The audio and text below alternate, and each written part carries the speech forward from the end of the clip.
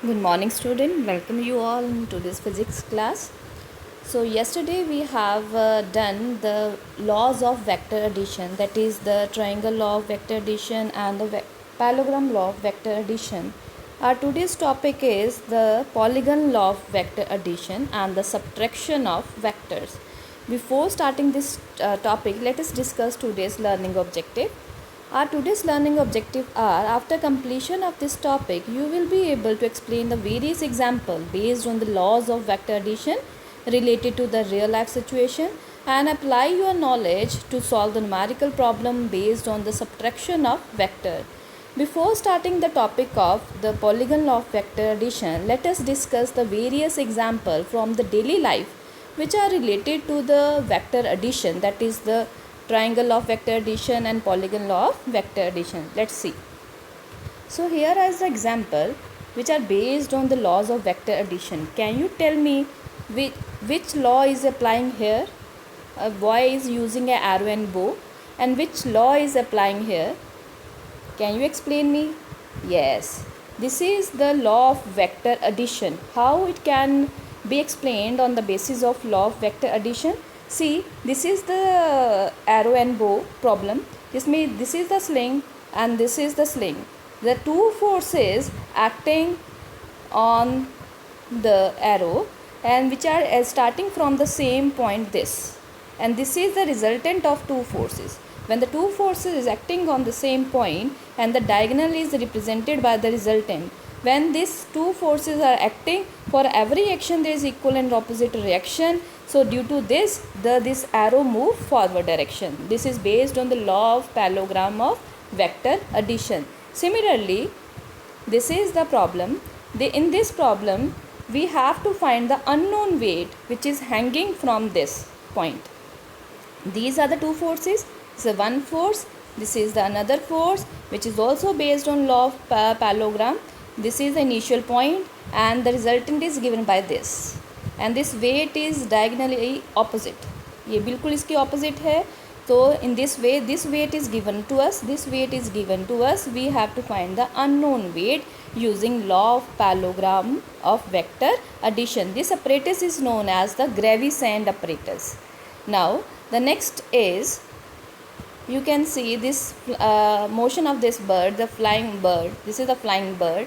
How can you explain the laws of vector addition? How can you apply the law of vector addition on the motion of flying bird? You can see that the feather of this bird is moving in upward direction. It's exert a force on the air in downward direction. See the direction of force exerted by the feather of the bird. In the same, according to Newton's second law, for every action there is equal and opposite reaction. So these are the two reactions acting in upward direction due to the friction of air. This is the common point O. These are the two forces acting upward direction, and this is a resultant. So due to this reaction force, the bird fly in upward direction. It means this is also based on parallelogram of vector addition. The next example is, now we have to move to another topic, that is the parallelogram law of vector addition.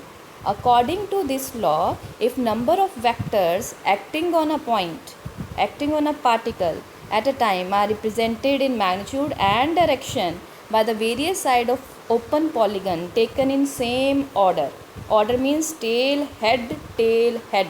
The resultant vector E is represented in magnitude and direction by the closing side of the polygon taken in the opposite order. This is known as the polygon law of vector addition.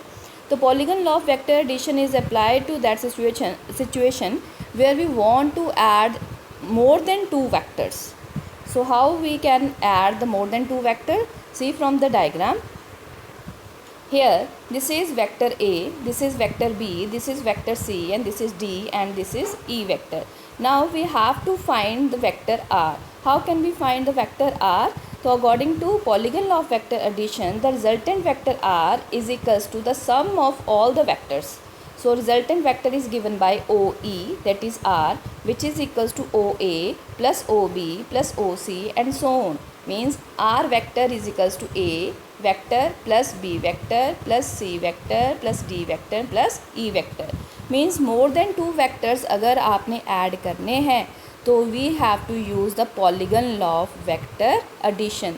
तो triangle law of vector addition and parallelogram law of vector addition is applied only to add 2 vectors which are inclined at certain angle theta. So next is subtraction of vectors. How to subtract the 2 vectors? हमने addition कर लिया previous notes में, अब हमने subtraction of vectors करने हैं. How to subtract the 2 vector? बेटा subtraction of vector from one another is equivalent to, ये किसके equal होता है? Addition of one vector to the negative of the other vector. Means for example हमने p vector को q vector से minus करना है, तो क्या लिखेंगे q माइनस पी, और इसको हम ऐसे भी कह सकते हैं q vector plus minus of p vector. इसका मीनिंग क्या है, हमने एडिशन ही किया है बट q के साथ ऐड किसको किया है, negative of p vector. Means p vector की डायरेक्शन चेंज कर ली है, पहले जो p वेक्टर की डायरेक्शन है उसको नेगेटिव कर लिया है। It means the subtraction of a vector is equivalent to the addition of one vector to the negative of other vector. How to find the magnitude and direction of resultant vector in subtraction? बेटा subtraction में भी वही rule लगने हैं जो addition में हुआ है, बट इसमें changes क्या है, वहाँ पे q प्लस p था, यहाँ पे q प्लस माइनस p ले लिया हमने। This is the main difference, mean हमने p को नेगेटिव बना लिया है।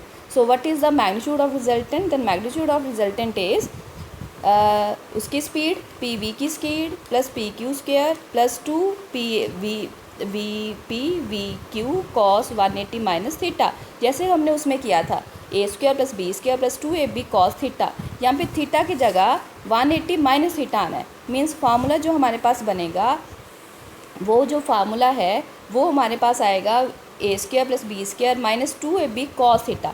यहाँ पे माइनस का चेंज आना है। अब माइनस क्यों आया, देखो सी इन दिस डायग्राम, इस डायग्राम में बेटा क्यू स्क्वायर और पी स्क्वायर दोनों में जो एंगल है वो कौन सा एंगल हमने दिया है, यहाँ पे थीटा, यहाँ पे एंगल आ रहा है थीटा। और अगर इसकी डायरेक्शन हम ऑपोजिट करेंगे तो ये वेक्टर नीचे को आ गया, तो नीचे को आ गया तो ये क्यू हुआ और ये पी हुआ। अगर ये एंगल हमारे पास पहले थीटा था तो ये वाला एंगल कितना हो जाएगा 180 माइनस थीटा, तो ये 180 माइनस थीटा हो जाएगा। तो यहाँ पे हमने सेम फॉर्मूला लगाया है, तो क्या हो गया A square plus B square plus 2ab cos 180 minus theta. तो कॉस 180 माइनस थीटा क्या बनता है, minus cos theta. This is the main difference between the addition and subtraction of 2 vector. Means theta की जगह हमने 180 माइनस थीटा लगाना है और कुछ नहीं है इसमें change. The same laws, triangle law of addition and the parallelogram law of vector addition we have to use in the subtraction, but the main difference is we have to use 180 minus theta लगा लो, जहाँ फिर उसको लिख लो a square plus B square minus 2ab cos theta. Means plus की जगह आपने minus का साइन जो है वो यूज़ करना है in case of subtraction of vector. अब इस सब्ट्रैक्शन ऑफ वेक्टर को हम एक एग्जांपल से समझेंगे कि how to solve the numerical based on the subtraction of vector. So here is the numerical, बेटा see it carefully, read the statement first. A car is travelling at a uniform speed of 10 meter per second in a circle as shown in figure. Find the change in speed and change in velocity of the car as it turn from A to B.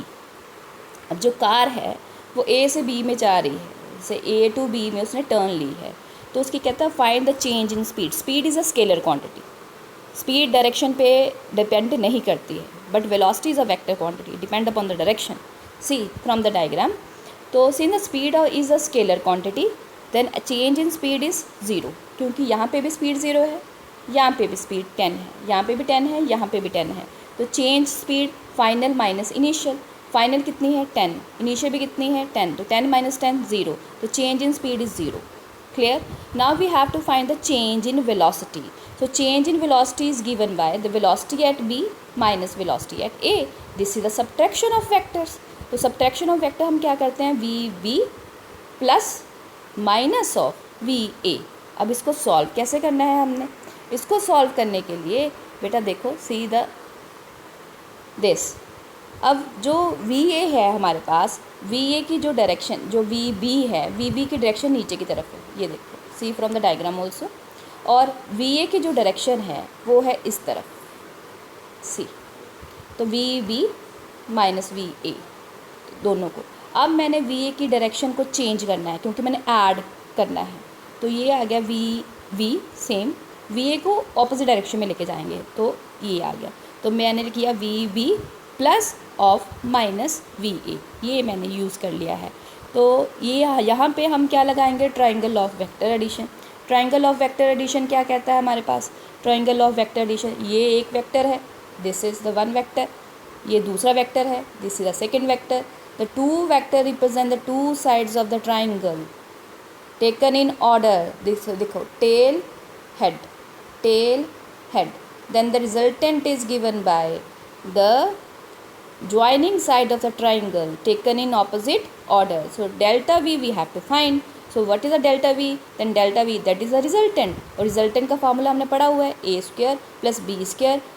अब subtraction है तो minus 2ab cos theta. Theta यहाँ पे कितना है, दोनों आपस में परपेंडिकुलर है, तो थीटा कितना होगा हमारे पास, ऑब्वियसली 90 डिग्री। तो cos 90 कितना होता है, 0।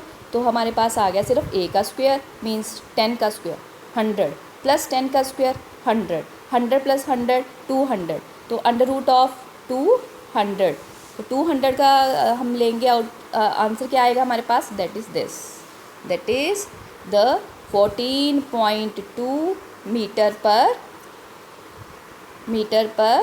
second. This is the answer for the relative velocity. So this is the main difference between the speed and velocity. So you can see in this problem कि speed जो है वो 0 आई है, but velocity हमारे पास 0 नहीं आई है। तो यहाँ पे जो velocity का आंसर आ रहा है वो हमने किस लॉ से यूज़ किया है, velocity का आंसर किस लॉ से हमने निकाला है, that is the triangle law of vector addition. Now I am sending you the problem based on the subtraction of vectors. You have to solve that numerical in your notebook. Thank you beta. God bless you.